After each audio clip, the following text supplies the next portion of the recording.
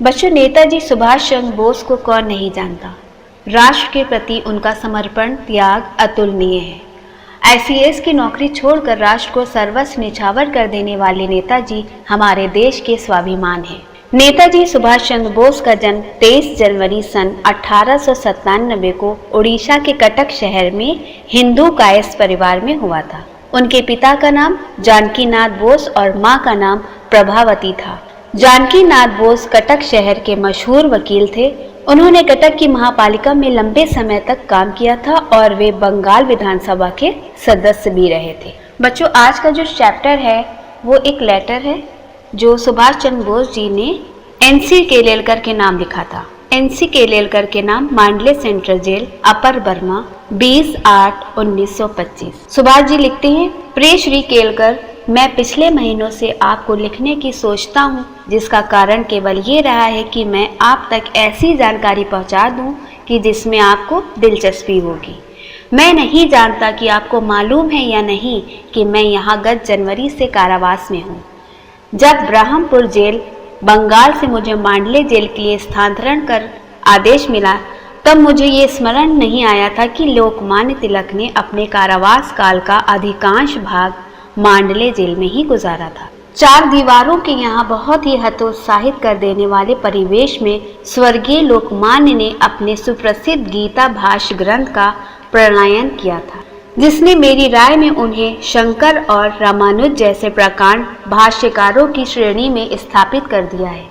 जिस वार्ड में लोकमान्य रहते थे वो आज तक सुरक्षित है, यद्यपि उसमें फेरबदल किया गया है और बड़ा बनाया गया है। हमारे अपने वार्ड की तरह वो लकड़ी के तख्तों से बना है, जिसमें गर्मी में लू और धूप से, वर्षा में पानी से, शीत ऋतु में सर्दी से तथा सभी ऋतुओं में धूल भरी हवाओं से बचाव नहीं हो पाता है। मेरे यहाँ पहुँचने के कुछ ही क्षण बाद में मुझे उस वार्ड का परिचय दिया गया। मुझे ये बात नहीं अच्छी लग रही थी कि मुझे भारत से निष्कासित कर दिया गया था, लेकिन मैंने भगवान को धन्यवाद दिया कि मांडले में अपनी मातृभूमि और स्वदेश से अनुपस्थिति के बावजूद मुझे पवित्र स्मृतियां राहत और प्रेरणा देंगी। ऐसी ही अन्य जेलों की तरह ये एक ऐसा तीर्थ स्थल है जहां भारत का एक महानतम सपूत लगातार 6 वर्ष तक रहा था। हम जानते हैं कि लोकमान्य ने कारावास में 6 वर्ष बिताए, लेकिन मुझे विश्वास है कि बहुत कम लोगों को ये पता होगा कि उस अवधि में उन्हें किस हद तक शारीरिक और मानसिक यंत्रणाओं से गुजरना पड़ा था। वे यहाँ एकदम अकेले रहे और उन्हें कोई बौद्धिक स्तर का साथी नहीं मिला। मुझे विश्वास है कि उन्हें किसी अन्य बंदी से मिलने जुलने नहीं दिया जाता था। उनको सांत्वना देने वाली एकमात्र वस्तु किताबें थीं और वे एक कमरे में एकदम एकाकी रहते थे। यहाँ रहते हुए उन्हें 2 या 3 भेंटों से अधिक का मौका नहीं दिया गया और ये भेंट पुलिस और जेल अधिकारियों की उपस्थिति में ही हुई होंगी, जिससे वे कभी भी खुलकर और हार्दिकता से बात नहीं कर पाए होंगे।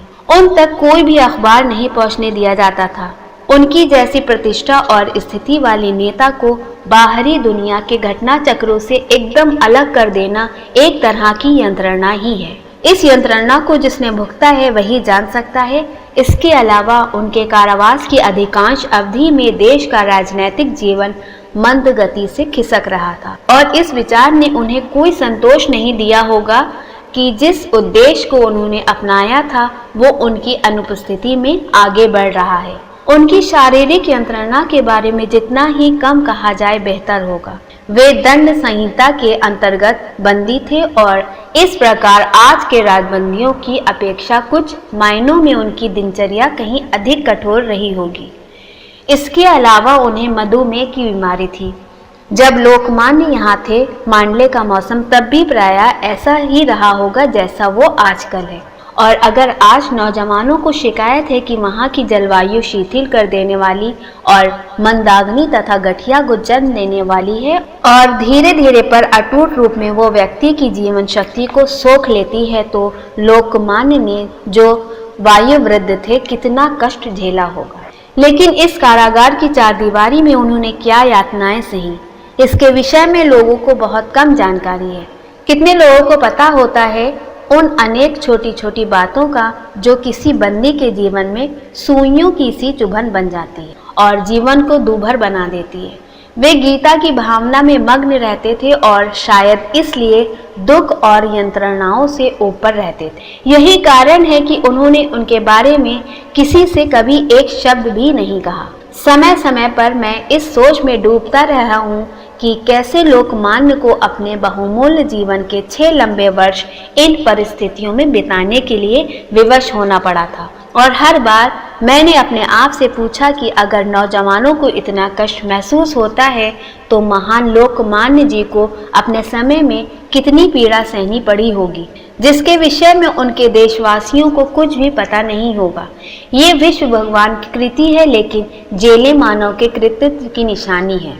उनकी अपनी एक अलग ही दुनिया है और सब समाज ने जिन विचारों और संस्कारों को प्रतिबद्ध होकर स्वीकार किया है वो जेलों में लागू नहीं होते।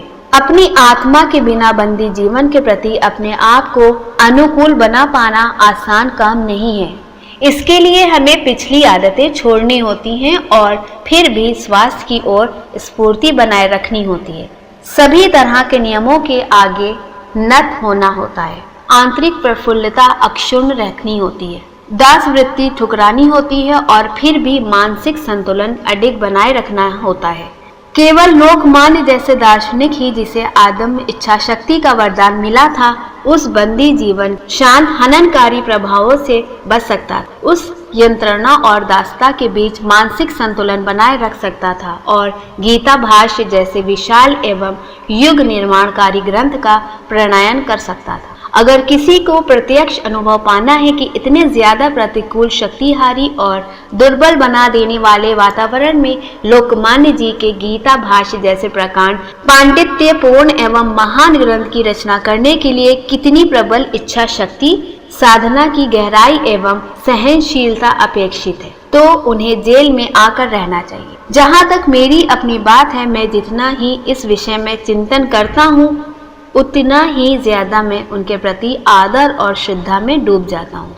आशा करता हूँ कि मेरे देशवासी लोकमान्य जी की महत्ता को आंकते हुए इन सभी तथ्यों को भी दृष्टिपथ में रखेंगे। जो महापुरुष मधुमेह से पीड़ित होने के बावजूद इतने सुदीर्घ कारावास को झेलता गया और फिर भी जिसने अपनी समस्त बौद्धिक क्षमता एवं संघर्ष शक्ति को अक्षुण्ण बनाए रखा और जिसने अंधकार दिनों में अपनी मातृभूमि के लिए ऐसी अमूल्य भेंट तैयार की, उसे विश्व में महापुरुषों की श्रेणी में प्रथम पंक्ति में स्थान मिलना चाहिए।